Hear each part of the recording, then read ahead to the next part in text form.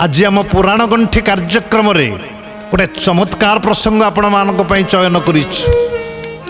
कौन मानव देह रहित हेबा संभव कि अर्थ बिना शरीर रे बंचिबा संभव। हाँ आज्ञा आसंतु पुराण पृष्ठार ए कथा को आमे आलोचना को नबा। मानव हेउछि एक सजीव प्राणी जहार शरीर रक्त मांस चर्म लोम मेद अस्थि द्वारा निर्मित। आ हाँ जीवात्मा बिना शरीर रे केबे धरा पृष्ठ रे जन्म नहीं पारे ना। आपण माने भागवतर से प्रमाण शुणी ना आज्ञा। भागवत कौन कहती ए जीव मरण निकट गोविंद बेगे चिंतई आन घट गोविंद गोविंद गोविंद गोविंद गोविंद पदु गाड़ुछि मकरंगा गोविंद। ए जीव मरण निकट जतेबेले ये जीव शरीर छाड़िबार समय आसे तत्पूर्वरु आउ गोटे शरीर को आश्रय करिथाए। ता नहले जीवात्मा तिष्ठि पारे नहीं। किंतु पुराण पृष्ठारे यह राजा निम्मींक पक्षर संभव होइतिला। राजा निमि थिले जणे धर्मात्मा राजा यज्ञ प्रिय राजा जिए बिना शरीर रे बंची रहिथिले। आज्ञा राजा निमि केमिति बिना शरीर रे बंचिले तांको जीवात्मा केमिति देह रहित हैला।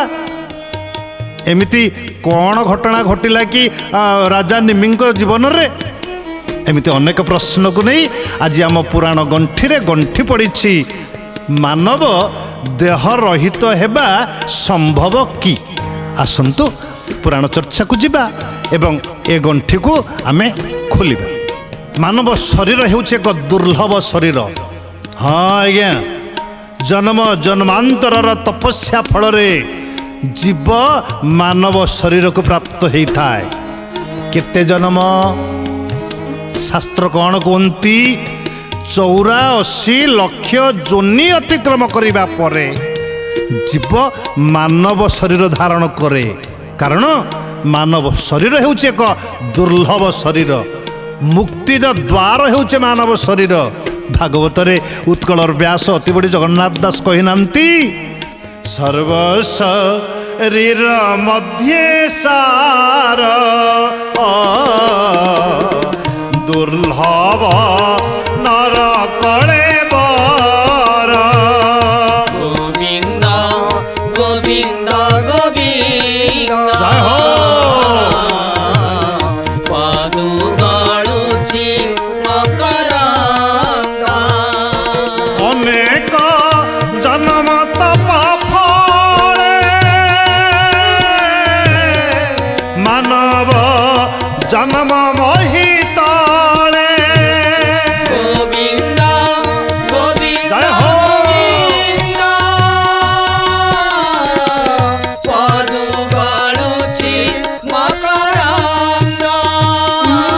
राधे गोविंद गोविंद हरि हरि हरि। पदु गाड़ुछि मकरंगा। ये 84 लक्ष जन्म कौन आज्ञा गोटे सुंदर श्लोक आपण मानक शुणाऊछि।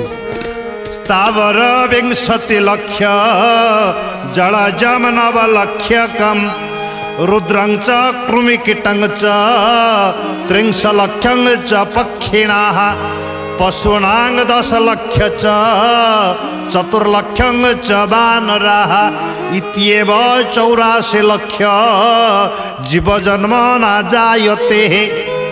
अर्थ स्थावर 20 लक्ष 20 बोलते 20 लक्ष होचे स्थावर अर्थात अचलंती गछ लता पहाड़ पर्वत जन्म 20 लक्ष थर। स्थावर 20 लक्ष जलजम 9 लक्षक जलचर प्राणी माछ इत्यादि 9 लक्ष 20 9 29 लक्ष। रुद्रंच कृमिकीटंच रुद्र बोलते 11 भगवान रुद्रंकर होची 11 अवतार 11 ଲକ୍ଷ ଥର କୃମି କୀଟ ଭାବରେ ଜନ୍ମ ନେବାକୁ ପଡ଼େ। 29, 11, 40 30 ଲକ୍ଷଞ୍ଚ ପକ୍ଷିଣା ପକ୍ଷୀ ଜନ୍ମରେ 30 ଲକ୍ଷ ଥର 40, 30, 70 ପଶୁନାଙ୍ଗ 10 ଲକ୍ଷଞ୍ଚ ପଶୁ ଯୋନିରେ 10 ଲକ୍ଷ 70, 10, 80 ଚତୁର୍ଣାଙ୍ଗ ବାନରାଶ୍ଚୈବ ବାନର ଯୋନିରେ 4 ଲକ୍ଷ। ସୁତରାଂ এইଭଳି 84 ଲକ୍ଷ ଯୋନି ଅତିକ୍ରମ କଲା ପରେ ଜୀବ ମାନବ ଶରୀର ଧାରଣ କରେ। ତେବେ ରାଜା ନିମି ବିନା ଶରୀରରେ କେମିତି ବଞ୍ଚି ରହିଲେ? ଆସନ୍ତୁ ପୁରାଣ ପୃଷ୍ଠାର ସେହି ରୋଚକ କଥା ଆମେ ଆଲୋଚନା କରିବା। ଇକ୍ଷ୍ୱାକୁ ବଂଶର ରାଜା ଥିଲେ ନିମି, ଜଣେ ଧର୍ମାତ୍ମା ପୁରୁଷ, ଧର୍ମାତ୍ମା ରାଜା, ଯଜ୍ଞପ୍ରିୟ ରାଜା। ଏହି ରାଜା ଦେବତାମାନଙ୍କର ପ୍ରିୟ ଭାଜନ ହେବା ପାଇଁ ଥରେ ଗୋଟିଏ ଯଜ୍ଞର ଆୟୋଜନ କରିବା ପାଇଁ ଚିନ୍ତା କଲେ। ଆଉ ଯଜ୍ଞର ଜଣେ ପୁରୋଧା ଦରକାର। ରାଜା ନିମିଙ୍କର କୂଳ ପୁରୋହିତ ହେଉଛନ୍ତି ଋଷି ବଶିଷ୍ଠ, ବ୍ରାହ୍ମଣ ଶ୍ରେଷ୍ଠ ଋଷି ବଶିଷ୍ଠଙ୍କ ନିକଟରେ ଯାଇ ପହଞ୍ଚିଗଲେ ରାଜା ନିମି। ହାତ ଯୋଡ଼ି ପ୍ରଣାମ କରି କହିଲେ, ଗୁରୁଦେବ ମୁଁ ଗୋଟେ ଯଜ୍ଞର ଆୟୋଜନ କରୁଛି, ଦୟାକରି ଆପଣ ପୌରୋହିତ୍ୟ କରିବେ। କିନ୍ତୁ ବଶିଷ୍ଠ କହିଲେ, ହେ ରାଜନ ଶୁଣ, ତୁମ ପୂର୍ବରୁ ଦେବରାଜ ଇନ୍ଦ୍ର ମଧ୍ୟ ମୋତେ ନିମନ୍ତ୍ରଣ କରିଛନ୍ତି, ସ୍ୱର୍ଗରେ ଗୋଟିଏ ଅଶ୍ୱମେଧ ଯଜ୍ଞର ଆୟୋଜନ କରିଛନ୍ତି। ସେ ଯଜ୍ଞରେ ମୁଁ ପୌରୋହିତ୍ୟ କରିବି, ତୁମକୁ ଅପେକ୍ଷା କରିବାକୁ ପଡ଼ିବ, ମୁଁ ଫେରିଲେ ତୁମ ଯଜ୍ଞର ଆୟୋଜନ କରିବି। ରାଜା ନିମି ଫେରି ଆସିଲେ, କିନ୍ତୁ ଯଜ୍ଞର ଶୁଭ ମୁହୂର୍ତ୍ତ କ'ଣ ବଶିଷ୍ଠ ଋଷିଙ୍କ ପାଇଁ ଅପେକ୍ଷା କରାଯାଇପାରେ କି? ନାଇଁ ଆଜ୍ଞା। ତେଣୁ ରାଜା ନିମି ଚିନ୍ତା କଲେ, ମୁଁ ଆଉ ଜଣେ ବ୍ରାହ୍ମଣ, ଆଉ ଜଣେ ପୁରୋହିତଙ୍କ ସାହାଯ୍ୟରେ ମୁଁ ଯଜ୍ଞ କରାଇବି। ଯାଇକି ପହଞ୍ଚିଲେ ଋଷି ଗୌତମଙ୍କ ନିକଟରେ। ଗୌତମ ମଧ୍ୟ ଜଣେ ଯାଜ୍ଞିକ ବ୍ରାହ୍ମଣ, ଜଣେ ଶ୍ରେଷ୍ଠ ପୁରୋଧା, ସେ ମଧ୍ୟ ସହମତି ପ୍ରକାଶ କଲେ। ସୁତରାଂ ଋଷି ଗୌତମଙ୍କ ପୌରୋହିତ୍ୟରେ ରାଜା ନିମି ସେଦିନ ଯଜ୍ଞର ଆୟୋଜନ କରି ଯଜ୍ଞ କାର୍ଯ୍ୟକୁ ଆଗକୁ ନେଉଛନ୍ତି। ଚାଲିଛି ମହା ଆଡମ୍ବରରେ ଯଜ୍ଞ। ଓಂ ଅଗ୍ନାୟ ସ୍ୱାହା ଇଦମ୍ ଅଗ୍ନାୟ, ଓଂ ବ୍ରହ୍ମଣେ ସ୍ୱାହା ଇଦମ୍ ବ୍ରହ୍ମଣାୟ, ଓଂ ଇନ୍ଦ୍ରାୟ ସ୍ୱାହା ଇଦମ୍ ଇନ୍ଦ୍ରାୟ। ପୁରୋହିତ ମାନେ ବ୍ରାହ୍ମଣ ମାନେ ମନ୍ତ୍ର ଉଚ୍ଚାରଣ କରୁଛନ୍ତି, ବେଦମନ୍ତ୍ର ଧ୍ୱନିରେ ଉଛୁଳି ପଡ଼ୁଛି ଯଜ୍ଞ ପରିସର। ସ୍ୱର୍ଗରୁ ଦେବରାଜ ଇନ୍ଦ୍ରଙ୍କର ଅଶ୍ୱମେଧ ଯଜ୍ଞକୁ ସମାପ୍ତ କରି ବଶିଷ୍ଠ ଫେରିଲେ ମର୍ତ୍ତ୍ୟଧାମକୁ। କାନରେ ପଡ଼ିଗଲା ତାଙ୍କର ବେଦଧ୍ୱନି। ଯାଇକି ପହଞ୍ଚିଗଲେ ରାଜା ନିମିଙ୍କର ଯଜ୍ଞସ୍ଥଳରେ। ଦେଖିଦେଲେ ମହାଡମ୍ବରରେ ଯଜ୍ଞ ଚାଲିଛି। ରାଜା ନିମି ହୋଇଛନ୍ତି କର୍ତ୍ତା, ବସିଛନ୍ତି ଯଜ୍ଞରେ ଆହୁତି ପ୍ରଦାନ କରୁଛନ୍ତି, ଏବଂ ଗୌତମ ହେଇଛନ୍ତି ଯଜ୍ଞର ପୁରୋହିତ। ହେ ବ୍ରାହ୍ମଣ ଗୋସାଇ ମାନେ, କଥାଟା ଟିକେ ଦେହକୁ ନେବେନି ଆଜ୍ଞା। ଯଦି ଗୋଟିଏ ଚାଷୀ ତା ଜମିରେ ଫସଲ ଲଗେଇଛି, କେତେ କଷ୍ଟ କରିକି ସେ ଫସଲଟା ଲଗେଇଛି, କିନ୍ତୁ ଆଉ ଜଣେ ଯଦି ଯାଇ ସେ ଫସଲଟା କାଟି ଆଣେ, ସେ ଚାଷୀ ସହିବ ଆଜ୍ଞା? ସହିବ? କେବେ ବି ସହିବନି। ଠିକ୍ ସେମିତି ବ୍ରାହ୍ମଣ ଗୋସାଇ ମାନଙ୍କର ଯଜମାନୀ ଥାଏ। ଏ ଯଜମାନୀରୁ ଯେଉଁ ଆୟ ସେମାନେ ପାଆନ୍ତି, ସେମାନେ ତାଙ୍କର କୁଟୁମ୍ବ ପ୍ରତିପୋଷଣ କରନ୍ତି, ତାହା ହିଁ ହେଉଛି ତାଙ୍କର ଉପାର୍ଜନର ମାଧ୍ୟମ।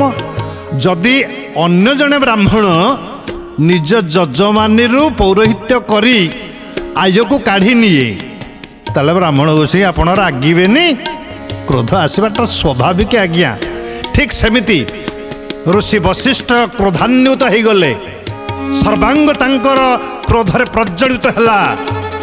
କହିଲେ, ଏ ରାଜା, ଆରେ ମୁଁ ତୁମକୁ କହିଥିଲି ଅପେକ୍ଷା କରିବା ପାଇଁ, ମୋତେ ଅପେକ୍ଷା ନ କରି ତମେ ଗୌତମଙ୍କ ପୌରୋହିତ୍ୟରେ ଯଜ୍ଞ କରୁଛ, ଏଡ଼େ ଆସ୍ପର୍ଦ୍ଧା ତମର।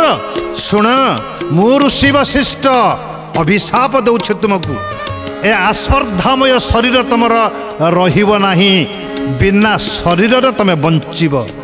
আরে নরাধম এড়ে তোর ধর্ম অন্য হস্তে যজ্ঞ করাইলু। আরে নরাধম এড়ে তোর ধর্ম অন্য হস্তে ହସ୍ତେ ଯଜ୍ଞ ଶୁଣ। କରାଇଲୁ ଆରେ ନରାଧମ ଏଡେ ତୋର ଧମ ଅନ୍ୟ ହସ୍ତେ ଯଜ୍ଞ କରାଇଲୁ। ଆରେ ନରାଧମ ଏଡେ ତୋର ଢମ ଅନ୍ୟ ହସ୍ତେ ଯଜ୍ଞ କରାଇଲୁ ଅଭିଶାପ ମୋର ଘେନରେ ବାମର ଏଡେ ଅପକର୍ମ ଯେଣୁ କଲୁ। ଥାଉ ଥାଉ ଯିବ ଥାଉ ଥାଉ ଯିବ। ଥାଉ ଥାଉ ଯିବ ଥାଉ ଥାଉ ଦେହହୀନ ହୋଇ ପଡ଼ି ରହୁ ଯିବ। ଥାଉ ଥାଉ ଯିବ ଥାଉ ଥାଉ ଶରୀର ବିହୀନ ହୋଇ ତ ଜୀବନ ବଞ୍ଚି ରହି ଦୁଃଖ ପାଉଥାଉ। ଯିବ ଥାଉ ଥାଉ ଯିବ ଥାଉ ଥାଉ ଯିବ। ଥାଉ ଥାଉ ଯିବ ଥାଉ ଥାଉ ଦେହହୀନ ହୋଇ ପଡ଼ି ରହୁ ଯିବ ଥାଉ ଥାଉ ଯିବ ଥାଉ ଥାଉ କ୍ରୋଧ ଜର୍ଜରିତ ହୋଇ ଋଷି ବଶିଷ୍ଠ ଅଭିଶାପ ଦେଲେ, ହେ ରାଜନ, ତୁମର ଏହି ଆସ୍ପର୍ଦ୍ଧା ବିଶିଷ୍ଟ ଶରୀର ଆଉ ରହିବ ନାହିଁ। ତୁମ ଶରୀର ପ୍ରାଣହୀନ ହେଇଯିବ, ନିସ୍ତେଜ ହେଇଯିବ, ଅବଶ ହେଇଯିବ, କିନ୍ତୁ ତମେ ବଞ୍ଚି ରହିବ ବିନା ଶରୀରରେ। ଅଭିଶାପ ଦେଲେ ବଶିଷ୍ଠ। ରାଜା ନିମିଙ୍କର ଶରୀର ତତ୍କ୍ଷଣାତ୍ ଶିଥିଳ ହେଇଗଲା, ଅବଶ ହେଇଗଲା, ନିସ୍ତେଜ ହେଇ ପଡ଼ିଲା ରାଜା ନିମିଙ୍କ ଶରୀର। ହାତ ପାଦ ଆଖି କାନ ନାକ ପାଟି ପେଟ କିଛି ବି ଚଳିଲା ନାହିଁ, କିନ୍ତୁ ଜୀବାତ୍ମାଟି ବଞ୍ଚି ରହିଲା, ନିଶ୍ୱାସ ପ୍ରଶ୍ୱାସ କେବଳ ଚାଲିଲା। ଏଥିରେ କ୍ଷିପ୍ତ ହେଇ ପଡ଼ିଲେ ରାଜା ନିମି, ହାତ ଯୋଡ଼ିଲେ, କହିଲେ ଗୁରୁଦେବ, ମୋର ଅପରାଧ କେଉଁଠି ରହିଲା? ମୁଁ ତ ଆପଣଙ୍କୁ ନିମନ୍ତ୍ରଣ କରିଥିଲି, କିନ୍ତୁ ଆପଣ ସମୟ ଦେଇପାରିଲେ ନାହିଁ, ସ୍ୱର୍ଗକୁ ଗଲେ ଇନ୍ଦ୍ରଙ୍କର ଯଜ୍ଞରେ ଯୋଗ ଦେବା ପାଇଁ। ମୁଁ ଗୌତମ ଋଷିଙ୍କ ଦ୍ୱାରା ଯଜ୍ଞ କରିବାଟା କ'ଣ ଏଡ଼େ ଅପରାଧ ହେଲା? ତଥାପି ହେ ଋଷିବର, ହେ ଗୁରୁଦେବ, ଆପଣ ପରା ଜଣେ ହେଉଛନ୍ତି ନୈଷ୍ଠିକ ବ୍ରାହ୍ମଣ, ଜଣେ ସିଦ୍ଧ ସାଧୁ, ଧୈର୍ଯ୍ୟ ହେଉଛି ଆପଣଙ୍କର ମୂଳ ମନ୍ତ୍ର। ଆପଣ ଏତେ ଧୈର୍ଯ୍ୟହରା ହେଇ ମୋତେ ଅଭିଶାପ କାହିଁକି ଦେଲେ? ଦେହ ରହିତ ହେଇ ମୁଁ ବଞ୍ଚିବି। ଆଜ୍ଞା, ଗୋଟାଏ ପଦ ଗାଉଛି ଆପଣମାନଙ୍କ ପାଇଁ, କେବେ ବି କ୍ରୋଧାବିଷ୍ଟ ହୁଅନ୍ତୁ ନାହିଁ। କ୍ରୋଧ ହି ଶତ୍ରୁ ପ୍ରଥମ ନରାଣା ଦେହ ସ୍ଥିତ ଦେହ ବିନାଶନାୟମ୍ ଯଥା ସ୍ଥିତ କାଷ୍ଟଗତ ହି ବହ୍ନି ଶୈବ ବହ୍ନିର୍ଦହତେ ଶରୀରମ୍। କ୍ରୋଧ ହେଉଛି ମଣିଷର ପ୍ରଥମ ଶତ୍ରୁ। ଯେଉଁ କ୍ରୋଧ ମଣିଷ ଭିତରେ ଥାଏ, ଆଉ ସେଇ କ୍ରୋଧ ମଣିଷକୁ ଜାଳି ପୋଡ଼ି ପାଉଁଶ କରିଦିଏ। ସାପ କାତି ଛାଡ଼ିବା ଆପଣମାନେ ଦେଖିଛନ୍ତି ଆଜ୍ଞା? ହଁ, ଗୋଟାଏ ପଦ ଗାଉଛି ଆପଣମାନଙ୍କ ପାଇଁ। ଭୁଜଙ୍ଗ ନିର୍ମୁଖ ଛାଡ଼ିବା ପରାୟ କରେ ଯେ କ୍ରୋଧ ବର୍ଜନ ସାଧୁ ଜନେ করে যে ক্রোধ বর্জন ଜିତେନ୍ଦ୍ରିୟ ବୋଲି ସେହି ମହାଜନେ ପୂଜନ୍ତି ଜଗତ ଜନ। জয় জগন্নাথ জয় জগন্নাଥ জয় জগନ୍ନାଥ জয় জগন্নাଥ ସାପ ଯେମିତି କାତି ଛଡ଼ା ହୁଏ ନା, କାତି ଛାଡ଼େ, ଯେଉଁ ମହାତ୍ମା ମାନେ ଠିକ୍ ସେମିତି କ୍ରୋଧକୁ ବର୍ଜନ କରନ୍ତି, ଏ ସଂସାର ତାଙ୍କୁ ପୂଜା କରେ। ତେଣୁ ହାତ ଯୋଡ଼ି ରାଜା ନିମି କ୍ଷମା ପ୍ରାର୍ଥନା କରିବା ସହିତ ନିଜେ ମଧ୍ୟ ବଶିଷ୍ଠଙ୍କୁ ଅଭିଶାପ ଦେଲେ। କହିଲେ, ଯଦି ସତ୍ୟ ଧର୍ମ ନ୍ୟାୟ ଥାଏ ସଂସାରରେ, ମୁଁ ଯଦି ପ୍ରକୃତରେ ଧର୍ମକୁ ଆଚରଣ କରିଥାଏ, ତାହେଲେ ହେ ଗୁରୁଦେବ, ମୁଁ ମଧ୍ୟ ଆପଣଙ୍କୁ ଅଭିଶାପ ଦଉଛି। କ'ଣ ଅଭିଶାପ ଦେଲେ ରାଜା ନିମି? ମୋତେ ଯା ଦାରୁଣ ସାପ ଦେଲ ବହି କୋପ ସେ ଦୋଷେ ବି ଦେହ ହେବ ଘେନ ଅଭିଶାପ। রাধে গোবিন্দ জয় শ্রী রাধে গোবিন্দ রাধে গোবিন্দ জয় শ্রী রাধে গোবিন্দ ରାଜା ନିମି ସେଦିନ ଗୁରୁ ବଶିଷ୍ଠଙ୍କୁ ମଧ୍ୟ ପ୍ରତି ଅଭିଶାପ ଦେଲେ।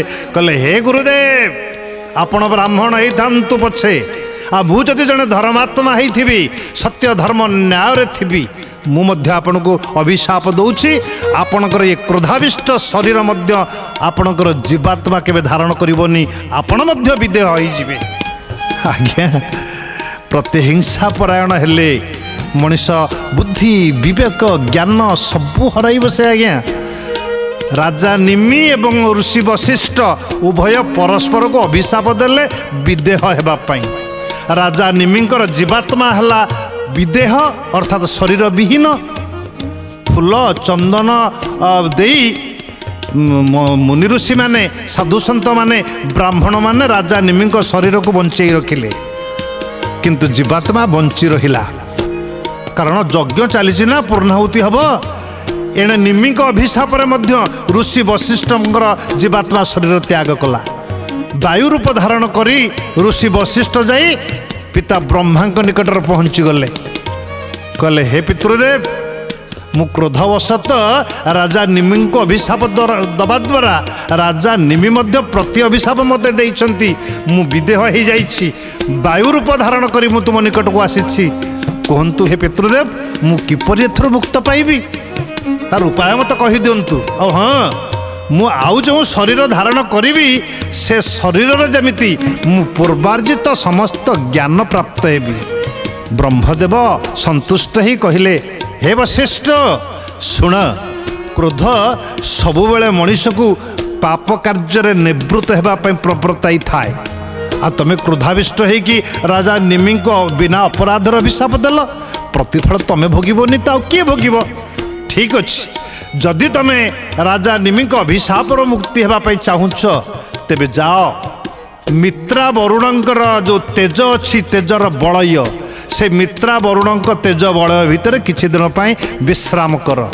ତାପରେ ତମେ ନିଶ୍ଚିତ ଭାବରେ ଗୋଟେ ସୁନ୍ଦର ଶରୀର ପ୍ରାପ୍ତ ହେବ ଏବଂ ନିଜର ପୂର୍ବ ଜ୍ଞାନକୁ ପ୍ରାପ୍ତ ହେବ। ବଶିଷ୍ଠ ଯାଇ ସେଇ ତେଜ ବଳୟରେ ଆଶ୍ରୟ ନେଇଛନ୍ତି। ଏକଦା ସ୍ୱର୍ଗର ଅପ୍ସରା ଉର୍ବଶୀ ମର୍ତ୍ତ୍ୟାଗମନ କରିଛନ୍ତି। ଏ ଉର୍ବଶୀଙ୍କ ରୂପ ସୌନ୍ଦର୍ଯ୍ୟରେ ଆକର୍ଷିତ ହୋଇ ମିତ୍ରା ବରୁଣଙ୍କର ରେତସ୍ଖଳନ ହେଲା। ଆଜ୍ଞା ହଁ, ପୂର୍ବରୁ ଅନେକ ଥର ଆମେ ଏକଥା କହିଛୁ। ସଂସାରରେ ଯେଡ଼ ବଡ଼ ଜ୍ଞାନୀ ମାନି ସାଧୁ ସନ୍ଥ ହେଇଥାନ୍ତୁ ନା କାହିଁକି, ନାରୀର ରୂପ ସୌନ୍ଦର୍ଯ୍ୟ ନିକଟରେ ହାର ମାନିବାଟା ସ୍ୱାଭାବିକ।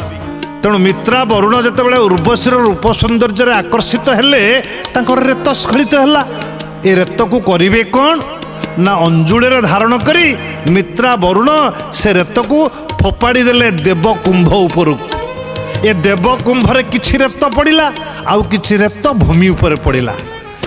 ଦେବକୁମ୍ଭରୁ ଜନ୍ମ ହେଲେ ଗୋଟିଏ ସନ୍ତାନ ଏବଂ ଭୂମିର ପଡ଼ିବାରୁ ଭୂମିରୁ ଜନ୍ମ ହେଲେ ଗୋଟିଏ ସନ୍ତାନ। ଏ ଦୁଇ ସନ୍ତାନ କିଏ? ଆଜ୍ଞା, କୁମ୍ଭରୁ ଜନ୍ମ ହେତୁ ନାମ ଯେ କୁମ୍ଭଜ, ଭୂମିରୁ ବଶିଷ୍ଠ ଜନ୍ମ ହେଲେ ମୁନିରାଜ। রাধে গোবিন্দ জয় শ্রী রাধে গোবিন্দ, রাধে গোবিন্দ জয় শ্রী রাধে গোবিন্দ। ଦେବକୁମ୍ଭରୁ ଯେଉଁ ପିଲା ଜନ୍ମ ହେଲେ ସେ ପିଲାର ନାଁ ହେଲା କୁମ୍ଭଜ କି ବଶିଷ୍ଠ, ଏବଂ ଆଉ ଭୂମିରେ ଯେଉଁ ପିଲାଟି ଜନ୍ମ ହେଲା ସେ ପିଲାର ନାଁ ହେଲା ଅଗସ୍ତି। ହଁ ଆଜ୍ଞା, ପୁନଶ୍ଚ ବଶିଷ୍ଠ ନୂତନ ଶରୀର ଧାରଣ କଲେ ଏବଂ ପୂର୍ବ ଜ୍ଞାନକୁ ପ୍ରାପ୍ତ ହେଲେ। କିନ୍ତୁ ରାଜା ନିମିତ୍ତ ଦେହ ରହିତ ହେଇଛନ୍ତି ନା, ଜୀବାତ୍ମା ବଞ୍ଚିଛି। ସ୍ୱର୍ଗର ଦେବତାମାନେ ଯଜ୍ଞର ପୂର୍ଣ୍ଣାହୁତି ବେଳେ ଆବିର୍ଭାବ ହେଇ କହିଲେ, ହେ ରାଜା ନିମି, ତମର ଯଜ୍ଞର ପୁଣ୍ୟ ଫଳ ପାଇଁ ତମେ କ'ଣ ବର ଇଚ୍ଛା କରୁଛ ମାଗ। ରାଜା ନିମି ହାତ ଯୋଡ଼ିଲେ ସେଦିନ, କହିଲେ ହେ ଦେବଗଣ, ମୁଁ କିଛି ଦରକାର ନାହିଁ, ଏ ପାର୍ଥିବ ଶରୀର ମୋର ଆଉ ଲୋଡ଼ା ନାହିଁ। କ'ଣ କହିଲେ ରାଜା ନିମି? ରହିବି ସର୍ବଦା ସବୁ ପ୍ରାଣୀଙ୍କ ନେତ୍ରରେ, ଦେଖୁଥିବି ଭଲ ମନ୍ଦ କଥା ନିରନ୍ତରେ। রাধে গোবিন্দ জয় শ্রী রাধে গোবিন্দ, জয় হো। রাধে গোবিন্দ জয় শ্রী রাধে গোবিন্দ। দেববর নিমি রাজা চক্ষুরে রহিলে, নিমিষ ବୋଲାନ୍ତି ଯେଣୁ ପଲକ ପଡ଼ିଲେ। রাধে গোবিন্দ জয় শ্রী রাধে গোবিন্দ, রাধে গোবিন্দ জয় শ্রী রাধে গোবিন্দ। ଦେବତାମାନଙ୍କର ଆଶୀର୍ବାଦରେ ସେଦିନ ନିମିରାଜା କହିଲେ, ମୁଁ ଆଉ ଶରୀର ଧାରଣ କରିବା ପାଇଁ ଚାହୁଁନାହିଁ। ଯଦି ମୋତେ ଆପଣମାନେ ବର ଦେବେ ତାହେଲେ ଏହି ବର ଦିଅନ୍ତୁ, ମୁଁ ଏ ସାରା ସଂସାରର ଜୀବଜଗତର ଚକ୍ଷୁର ପଲକରେ ମୁଁ ଅବସ୍ଥାନ କରେ। से चक्षु पलकरे रही मु सारा संसार को मु अवलोकन करी देखिपारुथिबि। देवता मानक आशीर्वाद रे राजा निमि सही दिन ठारू देहरहित होई एबे भी बंचिछंती समस्त जीव मानकर चक्षुर पलकरे। जोउथिपई पलक पड़िबा को आमे सब कहंती नाही निमिष। अरे निमिषक भितर तू आसीबु रे। राजा निमिंक नामानुसार निमिष होइछि। दर्शक बंधु, आज तो आम पुराण गंठी गंठी थिला मानव देह रहित हो बंची रहा संभव कि? हाँ आज्ञा संभव, किंतु पुराण पृष्ठर संभव होइछि। ये मर्त्यर साधारण मानव मानक पई यह संपूर्ण भाव में असंभव। आ देवतांक आशीर्वाद थिले सबु असंभव भी संभव हो पारे। आसंतु आज ये चर्चारू आमे शिखिले कौन? मनुष्यर सर्वश्रेष्ठ शत्रु हेउची क्रोध। सर्वदा क्रोध को वर्जन करंतु ना, देखिबे जीवनटा सुखमय हो जीव। आउ कौन आमे शिखिले? बिना अपराध रे आपण काहारी को भी दंड दियंतुनी। हाँ, कारण प्रतिफल रे आपण को भी दंड भोगिबा को पड़िबो। प्रतिहिंसा केबे मने न कर, टेकाटे फिंगिले थुआ पथर, बाया धनटी ए जन्मे न हेले आर जन्मटी। आउ कौन शिखिले? ए देह होछि अस्थायी मिथ्या पार्थिव, तेणु देह प्रति आसक्त होन्तु नाही। आसंतु कार्यक्रम को आम ये विराम देवा। आगामी अध्याय पुराण पृष्ठरू आउ गोटे सुंदर प्रसंग नहीं आपण मानक सहित साक्षात हेबो। सेतबेले जाए विदाय दिंतु। समस्त को सप्रेम जय जगन्नाथ।